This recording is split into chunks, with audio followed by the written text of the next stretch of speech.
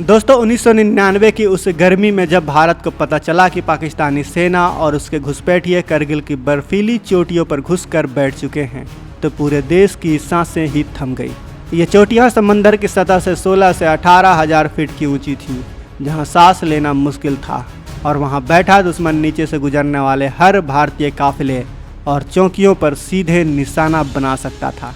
थल सेना अकेले इस मुश्किल को हल नहीं कर सकती थी, इसलिए 26 मई 1999 को भारत ने एक ऐसा फैसला लिया जिसने पूरी जंग की तस्वीर ही बदल दी। भारतीय वायुसेना को युद्ध के मैदान में उतारा गया और इसी ऑपरेशन का नाम रखा गया ऑपरेशन सफ़ेद सागर। लेकिन इस ऑपरेशन में भारतीय वायुसेना ने अपने अदम्य साहस का ऐसा परिचय दिया, ऐसा ऑपरेशन चलाया और ऐसे हथियार का इस्तेमाल किया जिसके बारे में पाकिस्तान को ना तो अंदाज़ा था और ना ही उसने कभी सुना था। तो आखिर कौन था ये हथियार और भारतीय सेना ने किस अदम्य साहस का परिचय दिया था, चलिए जानते हैं आज हम इस वीडियो में। यकीन मानिए आगे मैं जो आपको बताने वाला हूँ उसे सुनकर आपका सीना गर्व से 36 इंच का हो जाएगा। लेकिन वीडियो में आगे जाने से पहले ऑपरेशन सफ़ेद सागर में शामिल हुए उन सभी वीर जवानों के लिए उनके सम्मान में कमेंट बॉक्स में जय हिंद लिखकर इस वीडियो को लाइक ज़रूर करें, क्योंकि जय हिंद कहना हम सब के लिए गर्व की बात है। दोस्तों सबसे पहले ये समझिए कि यह मिशन शुरू से ही कितना कठिन था। 1971 के बाद यह पहली बार था जब भारतीय वायुसेना किसी बड़े युद्ध में उतर रही थी, और वो भी दुनिया के सबसे ऊंचे और सबसे खतरनाक युद्ध क्षेत्र में। इतनी ऊंचाइयों पर हवा इतनी पतली होती है कि लड़ाकू विमानों के इंजनों को पूरी तरह ताकत नहीं मिल पाती है, और बम गिराने की सटीकता भी बुरी तरह से प्रभावित होती है। दुश्मन ऊंची चोटियों पर बैठा हुआ था और भारतीय पायलटों को नीचे की घाटियों से गुजरते हुए हमला करना था, यानी दुश्मन के सिंगर मिसाइलों और एंटी एयरक्राफ्ट गन की सीधी जद में आना तय था। इसी चुनौती के बीच शुरुआत में MiG-21 और MiG-27 विमानों ने मोर्चा संभाला। इन विमानों ने दिन रात उड़ान भरकर दुश्मन की सप्लाई लाइन और बंकरों पर हमले किए, लेकिन जल्द ही यह समझ में आ गया कि पुराने अनगाइडेड बमों से उतनी ऊंचाई और इतने संकरे पहाड़ी इलाके में सटीक निशाना लगाना लगभग नामुमकिन है। हर मिस टारगेट का मतलब था कि कीमती वक्त की बर्बादी और दुश्मन को संभलने का मौका, और यही वजह था कि भारत को एक ज़्यादा सटीक हथियार की तलाश तेज करनी पड़ी। और यहीं पर एंट्री हुई भारत के मिराज 2000 फाइटर जेट की, जिन्होंने लेज़र गाइडेड बमों का इस्तेमाल करके वो कर दिखाया जो पहले असंभव लग रहा था। टाइगर हिल और टेलोलिंग जैसी उन बेहद दुर्गम चोटियों पर जहां पैदल पहुंचना भी जानलेवा था, मिराज ने पिन पॉइंट सटीकता से बम गिराकर दुश्मन के बंकरों को तबाह कर दिया। यह पहली बार था जब भारतीय वायुसेना ने युद्ध क्षेत्र में लेजर गाइडेड बमों का इतने बड़े पैमाने पर इस्तेमाल किया, और नतीजे इतने असरदार रहे कि दुश्मन की मजबूत मोर्चाबंदी चंद ही दिनों में चरमराने लगी। और इसी के साथ पॉइंट 5140 पर हुआ हमला इस पूरे अभियान की सबसे निर्णायक कार्रवाइयों में से गिना जाता है, जहां वायुसेना के सटीक हमलों ने थल सेना के लिए चोटी पर चढ़ाई करना आसान कर दिया।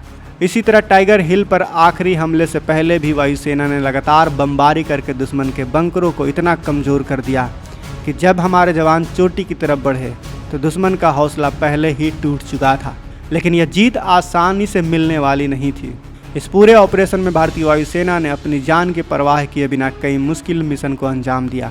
स्क्वाड्रन लीडर अजय आहूजा का MiG-21 दुश्मन की मिसाइल का शिकार हुआ और वो शहीद हो गए। वहीं फ्लाइट लेफ्टिनेंट कंबमपति नचिकेता का विमान गिरने के बाद वो पाकिस्तान की गिरफ्त में चले गए, लेकिन बाद में सुरक्षित वापस लौट भी गए। हर एक शहादत और हर एक बलिदान ने भारतीय वायुसेना के हौसलों को और मजबूत किया। ऑपरेशन सफ़ेद सागर के दौरान वायुसेना ने हजारों सोटी उड़ाई, यानी हजारों बार लड़ाकू विमानों ने उड़ान भरकर दुश्मन के ठिकानों पर हमला किया।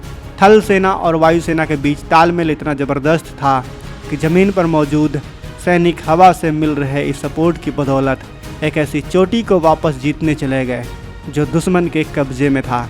दुश्मन को यह अंदाज़ा ही नहीं था कि जिन दुर्गम पहाड़ों को वो अपनी सबसे बड़ी ढाल समझ रहा था, वही अब भारतीय वायुसेना की मार से उसकी सबसे बड़ी कब्र बनने वाली है। इसके साथ ही भारतीय नौसेना ने भी ऑपरेशन तलवार के तहत अरब सागर में अपनी ताकत दिखाकर पाकिस्तान पर एक और मोर्चे से दबाव बनाना शुरू कर दिया, जिससे दुश्मन को यह साफ संदेश मिल गया कि भारत की तीनों सेनाएं मिलकर पूरी ताकत से जवाब देने को तैयार हैं। इस साझा दबाव ने पाकिस्तान की कमर तोड़ने में बड़ी भूमिका निभाई। जुलाई 1999 आते आते भारतीय थल सेना और वायुसेना की इस साझा ताकत के आगे पाकिस्तानी सेना और घुसपैठियों को करगिल की चोटियां छोड़कर भागना पड़ा। तिरंगा एक बार फिर टाइगर हिल की चोटियों पर शान से लहराने लगा और पूरी दुनिया ने देखा कि भारतीय वायुसेना दुनिया की उन चुनिंदा वायुसेनाओं में शामिल है जो इतनी ऊंचाई पर इतने प्रतिकूल हालात में भी सटीक और घातक हमले कर सकती है। ऑपरेशन सफ़ेद सागर सिर्फ एक सैन्य अभियान नहीं था, ये भारतीय वायुसेना के हौसले, बलिदान और सटीकता की वो कहानी है जिसने साबित कर दिया कि चाहे दुश्मन कितनी भी ऊंचाई पर क्यों न छुपा हो, भारत की आन बान शान के आगे उसे झुकना ही पड़ेगा। आज जब हम आसमान में उड़ते तिरंगे को देखते हैं तो उसके पीछे वही वीर पायलटों की कुर्बानी और हिम्मत छुपी हुई है जिन्होंने अपनी जान की बाजी लगाकर देश की सरहद की रक्षा की। यही वो कहानियां हैं जिन्हें हर भारतीय को जानना चाहिए, क्योंकि यही हमारी असली विरासत है। जिस मिट्टी में ऐसे वीर पैदा होते हैं उस मिट्टी पर गर्व करना तो बनता है दोस्तों। हमारे शहीदों और हमारे वीर जवानों को उनकी इस कुर्बानी के लिए दिल से हमारा सलाम। और यही जज्बा है जो आने वाली पीढ़ियों को भी देश के लिए कुछ कर गुजरने की प्रेरणा देता रहेगा। तो अगर आपका सीना भी भारतीय वायुसेना के शौर्य को सुनकर गर्व से चौड़ा हुआ है तो इस वीडियो को लाइक ज़रूर करें, अपने दोस्तों और परिवार के साथ इस वीडियो को शेयर करें ताकि हर भारतीयों तक इन वीरों की कहानी पहुंच सके। और अगर अभी तक इस चैनल को आपने सब्सक्राइब नहीं किया है तो इस चैनल को सब्सक्राइब कर लें, साथ ही बगल में जो बेल आइकन का बटन है उस पर ऑल पर भी क्लिक कर लें।